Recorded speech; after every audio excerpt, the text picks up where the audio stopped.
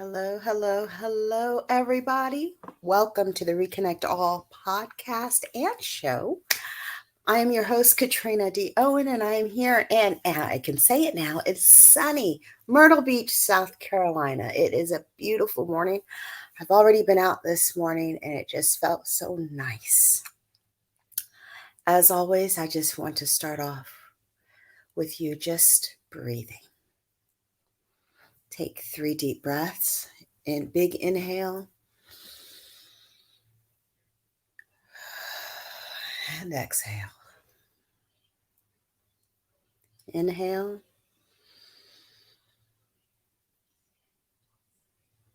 and exhale.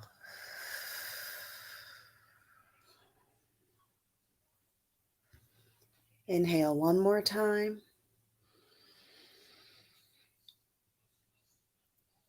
And exhale. This week, I needed to breathe more often. It's been a rough week. I am still reading excerpts from Good Vibes, Good Life by Vex King. And I think I found another book that I would like to read from. Well, I didn't find it. I opened it up because I already had it. Um, if y'all are like me, I have books all over the place on different subjects, but I think I'm grabbing a new book for next week. So definitely looks forward to that. But today, again, Good Vibes, Good Life by Vex King. No matter how much you worry, your problem isn't going to improve. Be wiser with your attention and energy. You can only step up in the world once you put your anxieties, fears, and worries under your feet. Faith is an active choice we make to stay optimistic. It can be extremely demanding to show faith in your goals at times. Fear will creep in and deceive you. It will steer you away from all the greatness that you're due to be blessed with. Fear is a mechanism that helps us to avoid physical harm or death. Yet, we often use it to stay comfortable, to avoid challenges. We utilize it in the wrong way, and it just ends up hindering our progress and preventing us from reaching our full potential. Fear keeps our lives mediocre because it forces us to flee from our potential rather than from anything truly harmful. Fear sets us back in our everyday lives and controls our choices. We use our precious energy to imagine what could go wrong instead of having faith in what could go right. And our actions reflect this. Both faith, and fear ask you to believe in something that cannot be seen. You may fear stepping outside in the cold because you believe it will make you ill, even if at present you're not ill, and it's unlikely that exposure to cold would cause illness. This is just a figment of your imagination until it manifests as your reality. Fear is a low vibrational state, and it therefore brings about more of what you don't want in your life. Unlike faith, it disempowers the mind, and this is reflected in your experiences. If you remove fear from your experiences, I'm sorry, if you remove fear, your experience improves. For example, a surgeon without fear is likely to be less hesitant and more focused. Their decision making may be considerably better, resulting in an improved performance. Replacing fear with faith encourages us to do the unthinkable. It helps us to explore the realms of possibility. Faith doesn't necessarily make things easier, but it does make them possible. When going after your goals, you must have an unwavering faith that can remain sturdy when challenged by venomous opinions or unfortunate twist of fate. The faith I'm talking about is the one that says, I'm going to win when all you can see is losses. Sometimes all we have is our faith in the fact that things are going to get better. Hang on to it and keep believing, even if that means you're the only one who does. Now, that is longer than what I normally read from this book, but I thought that that was so important. And it's so relevant with so many things in my life that has happened in this past week. Normally, well, I won't even say normally.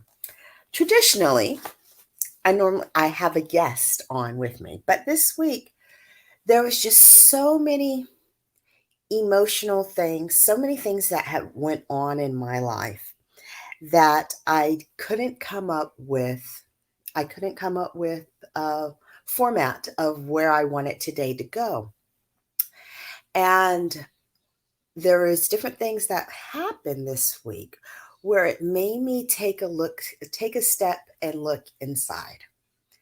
And something that was brought up by multiple people at different times of the week was shadow work. Now, I personally, the ideal of shadow work, what I had in my head, what shadow work was absolutely not what it is. So, shadow work, what I had in my head was dealing with the dark, dirty stuff in your life. You know, as a crafter, evil. That's the word. Traditionally speaking, shadow work to me was evil. And that is something that you're supposed to not acknowledge and not be around. And it wasn't until recently where I have learned what exactly shadow work is. And this week, different people in my circle brought up the word shadow work, and I realized I need to do more of that.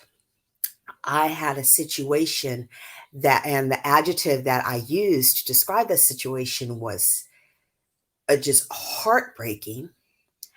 I had another situation and I used the word terrified.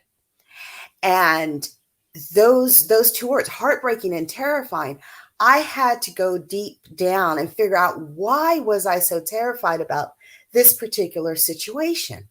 Why was this triggering me so much? And that is the first step of shadow work. Now, mind you, I'm not a professional at shadow work. I've Googled a lot. Um, and there are prompts for shadow work that I started with the word terrified, and the situation is irrelevant on why what the situation was, but my feelings for the situation was, as I said, the word I was terrified for this in this particular situation. And so I'm looking at my phone right now, but I just wanted to, a friend of mine pointed me and told me to Google shadow work prompts. And so we're going to stick with the word terrified for a moment. What is something that other people do that annoys you? How does this reflect a part of yourself? Second one, what is an embarrassing memory you have? Why was it embarrassing? Well, for me, for that one, what was a terrifying memory that I had and why was it terrifying? I started with terrifying because the fact that I verbally used that word, when it came out of my mouth, it was like, huh. I'm thinking in my head, wow, I honestly said I was terrified. And it's like, why? Why did this situation trigger me so much? Why was it? And why did it affect me so much? And, it took me back um, to another situation that I had. And shadow work is all about finding out that root cause of that situation, that root cause of that feeling, not necessarily the situation, the root cause of that particular feeling, and acknowledging it. It is okay to feel terrified. Feel it, acknowledge it, acknowledge where it's coming from, and let it go. And so for me, being with doing energy work, for me, I was able to backtrack. And I know a friend of mine, she does, oh goodness, It's called, the abbreviation is EFT. Oh Lord, I forgot what the name of it is. The acronym is EFT, but the same process in tapping. Once you acknowledge it, tap it out of your system, get it out of there. Um, and that's what I had to do. What is something that sparks a short fuse in you, that triggers you? Why does this bother you so quickly and so much? What is a promise to yourself that you have broken or continue to break, and why? If you had everything you desired, what would your life look like? Do you dislike anyone? How do you display some of those characteristics yourself? That one right there, oh my goodness. So I have somebody who just irks the mess out of me, that is in my life. And it's just I had to recently. I just took a look back and trying to figure out. Okay, they're not going anywhere. They're in my life. I'm not going to name names or anything like that. But they're in my life, and why is that particular? There's just something about them that just irks the mess out of me. And again, going back to shadow work, looking back at self and trying to figure out why does that particular trait trigger me so much? Why why do I grit my teeth around them so much? So that is something, and this doesn't happen overnight, mind you. For the situation that I used terrifying with, yeah, I was able to go back enough to where I realized what my issue was with the situation. But there are some situations where this is a whole lifetime. I'm 40 something years old, and different things get buried in your heart. And just get tucked down underneath, and then just all of a sudden something happens, and boom, you're triggered. And sometimes you don't realize it at that time. And so shadow work is pulling back the layers like an onion, like Shrek. Shrek had an onion, or was it Donkey? I think, yeah, Shrek was described as an onion, pulling back those layers and figuring out why you feel the way you feel, or why you do the things that you do. Another shadow work prompt: if you could write a letter to a person that hurt you, what would you say? In what ways do you feel guilty, and why? In what ways do you envy others? How can you start embodying those things that you envy? And how do you show up for others but fall short in showing up for yourself? Oh my gosh, that number 10, I'm going to read it again. How do you show up for others but fall short in showing up for yourself? I will tell you from experience, that one, number 10, you're always going to be there for other people and not for yourself. Eventually, resentment is going to start growing and growing. It's going to be start in your deep in your heart. If you don't say the words that you need to say to let it out, is going to start manifesting in ways that you are not going to enjoy. You're going to start, that resentment is going to start turning into hate. And I'm not one who uses that word lightly. So you have to let it out. You don't want to start festering resentment. And that definitely is a big one. I know that I am oh goodness, I am a giver. I am a giver, giver, giver, and I am here on this earth to serve. And you, next week, as a matter of fact, you will understand what I mean by that. But I know my place. I am here to serve. But within that, it doesn't mean that I'm not going to be able to manifest things that I want. It's just my nature. It's in my nature to always be there for other people. And it is very difficult to not be resentful. Um, my definition, resentful, um, it's very hard to in each of my situations I'm in, it's very hard at some point, regardless of the time that I'm in that particular situation, helping and giving and giving and giving. At some point, I get to the same position where I start feeling resentful. And that is when, and I'm acknowledging it quicker than before because I would go years with that resentment building up in my system. Now I'm able to acknowledge, and that's from shadow work that I didn't even realize I was doing. But now I'm able to acknowledge that feeling and acknowledge the pattern that I keep putting myself in, and acknowledging my feelings for those particular subjects and getting it out. You have to speak. You have to speak your mind. You have to, and if you can't, for whatever reason, speak your mind, write it down, burn it, put it in the universe, whatever. You can't, that resentment build up in your heart. You can't do that energetically. That's going to cause so many physical ailments.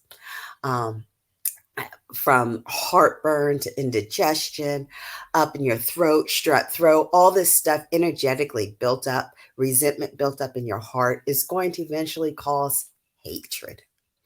And you don't want that. And so, as somebody who is here to serve, I've had to acknowledge that I keep putting myself in the same patterns, acknowledging the patterns that I am in, and making steps to get myself out of those particular situations. And so I've been doing that with shadow work, and it's been cool. But now I've started intentionally working on my shadow self, as some people say, and that's not a bad thing. Um, and I didn't know it wasn't a bad thing until recently. Again, having the right people around you to help you along your path, whatever your path is a good thing. Um, this week, oh, I wanted to say, I don't do any of these podcasts scripted. I typically, I pray on the subject. I pray for a title. I get the title, and then I ask God to put in my view the person who would fit that title. And then, they all come to me, they all message me, "Oh, so what are we going to talk about? What type of question are you going to ask?" No, I don't. And I tell them the same thing. I have no idea. My next three guests that are going to be coming up over the next couple of weeks are phenomenal people in my life. And they are very gifted in what it is that they do. But as far as questions and as far as how the conversation is going to go, I try and keep it as what's it called? Oh, it was unique as not unique. Unique's not the word. I try and keep it as original as possible and just go with the flow and let it happen organically. There it goes. Let the situation happen as organic as possible. And that's the same with me talking. I just had a lot on my mind. Started this week. My son went away. He was 1,500 miles away from me this past week. And when he left, I try to be, he's my youngest, so I try my best to be the strong mom and, nonchalant. Yeah, go, whatever. But I was terrified. I was terrified that he was gone. I was terrified that he wasn't sending me the text and the messages and updating me of his location, although I have an app and I can see exactly where he is at all times. But it's still not hearing from him was a scary situation for me, not being able to just go and get him when I needed him. And so it was not a learning, it was a situation that I was never put in before, of him being away for so long. And mind you, it was 4 days, but it was still something that an experience that I'm sure I'm going to have more of. So this was the first, but it again brought up feelings that I had to acknowledge and figure out why I was feeling this way. And it wasn't really I wasn't feeling abandonment. I was scared. With everything going on in this world, I was scared that he was gone. And I wasn't in a situation to just get in my car and go get him. But I know he was with he was with a trustworthy family. I know that they would do anything to protect him, but still the fact that I wasn't available to be there for him, that was scary. But I digress. We moved on. I picked him up from the airport and everything was fine. Um, Faith over fear. When you have goals, you have to that those goals is all faith based. And the devil, the dark forces, the universe, whatever you want to call it, whatever path you're on, things are going to get in your way and make you fearful. And I had to stop myself a couple of days ago because the faith that I have in a situation, it dwindled down and fear came in. And it was like, okay, I had to do a reboot. This isn't right. This isn't the path that I'm going on. I know where I want to be. I have goals and I'm not going to let this situation hinder me. And so it was just a mental check. And sometimes you just got to say, God, nope, we're not going in this route. I have faith. I have faith. I know where I want to be and I know what I need to do to get there. And I'm going to pick myself up, do a little pivot, and then just keep moving forward. And that's what faith over fear is. And so, with that being said, see, I was just all over the place today, but that's okay. Faith over fear. Hold on, I have some. Sometimes all we have is our faith in the fact that things are going to get better. Hang on to it and keep believing, even if that means you're the only one who does. Side note, with your goals, don't make the mistake and tell everybody every step of what you are doing. Some people are meant to just be spectators and not fully involved, fully invested in the situation. I know I have Debbie Downers in my life, regardless of what I say, they always flip it and make it turn it negative. And I know who those Debbie Downers are. So I know those are the people I am not going to tell my plans to. And so you need to be selective. It's good to bounce off, get some constructive criticism from the right people, but know who is in your court and who is just meant to just be watching from the stands. On that note, I will see you next Sunday at 9 a.m. with my special guest, and I will be posting her information soon. It's going to be next week is going to be totally awesome. You will enjoy. Different format is going to be next week. Going to have a little tea and sitting together and just chit-chatting and hanging out. So definitely stop on by 9 a.m. Reconnect All podcast Sunday morning, every Sunday morning. You all have a wonderful day. Many blessings to you all. Bye-bye.